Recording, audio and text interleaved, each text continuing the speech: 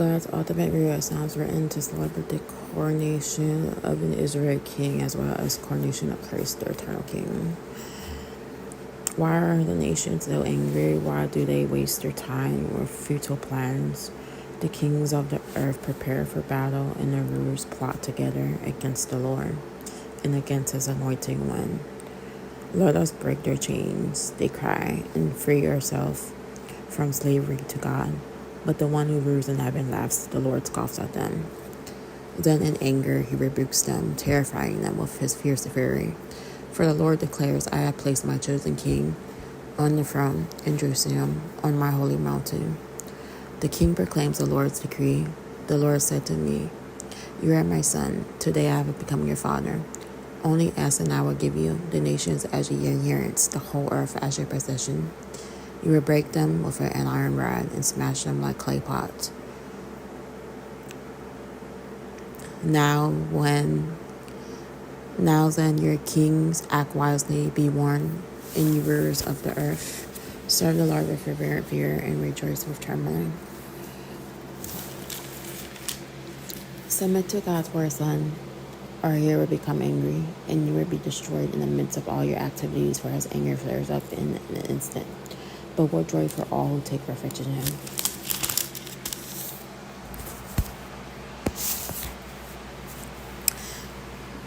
So it says several poems are called Mosaic because of the prophetic descriptions of Jesus, the Messiah Christ, his life, death, resurrection, and future reign.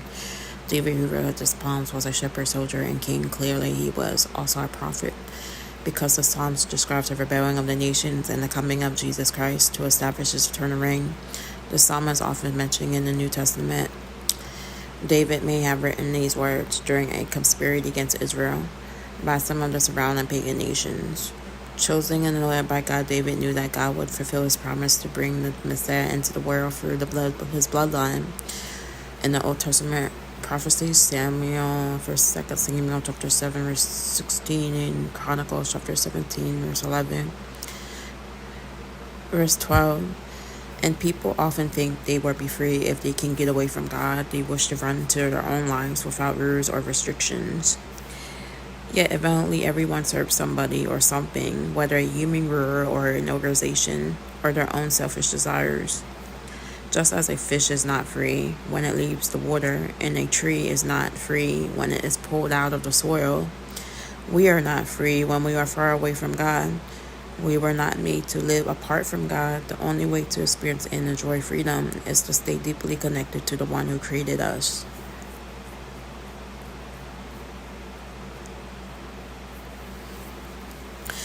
And can fulfill us completely. Psalms chapter 2, for the nations in the hands of evil leaders will plot evil, making threats trying to get the upper hand, oppressing the weak and helpless. And God laughs not at the nations, but at their leaders' confused thoughts about power. It is like the laughter of a father when his 3-year-old boasts that he or she can overturn him or beat him in wrestling a match. The Father knows the limited strength of his little children, and God knows the boundaries of power for every nation. The world powers are far more limited than they think, but God has no limitations. He is omnipotent when terrorists act threats of nuclear war or other kinds of oppression make us fearful. We should focus our hope on God, that rules which cannot be overthrown.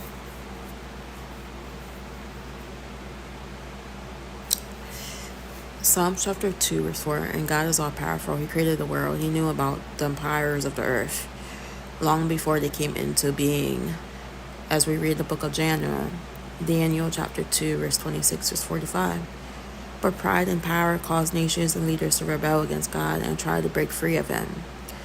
Many world leaders boast of their power, rant and rave against God and his people, and promise to take over and from their own empires. But God laughs because any power they have comes from him, and he can also take it from them. We need not fear the boast of tyrants.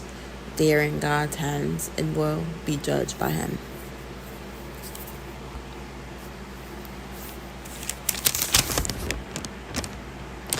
And then Psalms chapter 2, verse 11, 12. To submit to God's holy Son means to surrender fully to Him. Christ is not only God's chosen King, He is also the rightful King of our hearts and lives. To be ready for Christ's return, we must submit to His leadership every day. This command comes from with a promise of true joy. Those under God's protection never regret submitting to Him.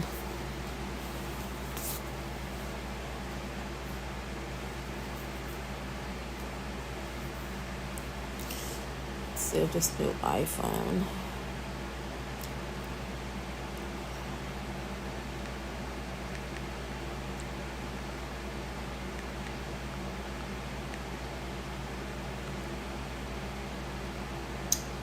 Let's read the Amplified Bible. No.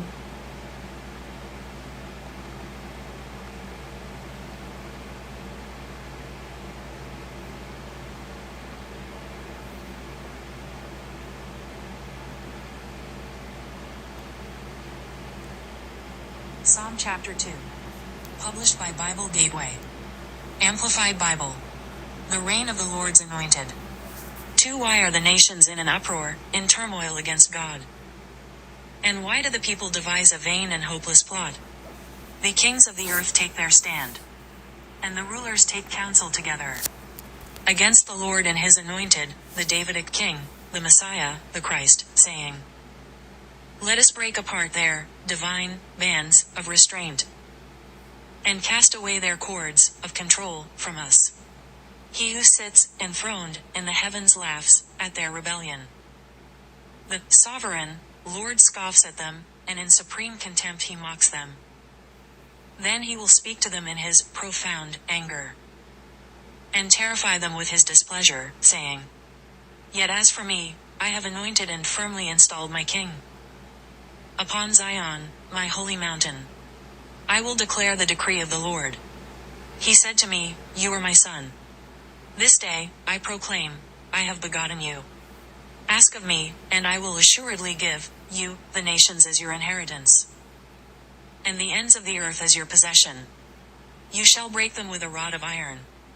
You shall shatter them in pieces, like earthenware. Now therefore, O kings, act wisely.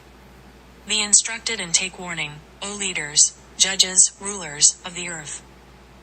Worship the Lord and serve Him with reverence, with awe-inspired fear and submissive wonder. Rejoice, yet do so, with trembling. Pay respect to, the Son, so that He does not become angry, and you perish in the way. For His wrath may soon be kindled and set aflame. How blessed, fortunate, prosperous, and favored by God are all those who take refuge in Him. Footnotes. 1. Psalm chapter 2 verse 12. The word in the original is bar, taken to be the Aramaic for son. But it is surprising that an Aramaic word would be used here. The ancient rabbis maintained that a different word with the same spelling in Hebrew was intended, whose meaning is pure. They claim that it is a reference to the Torah, on the ground that all the words in the Torah are pure.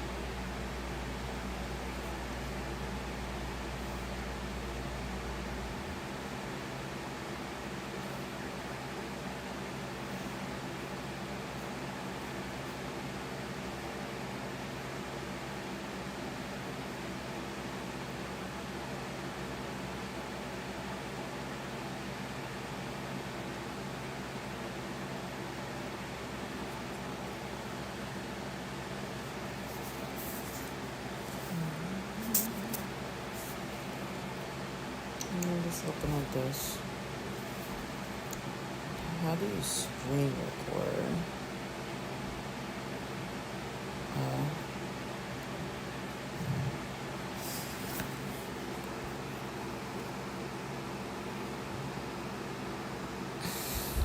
I gotta use the bathroom.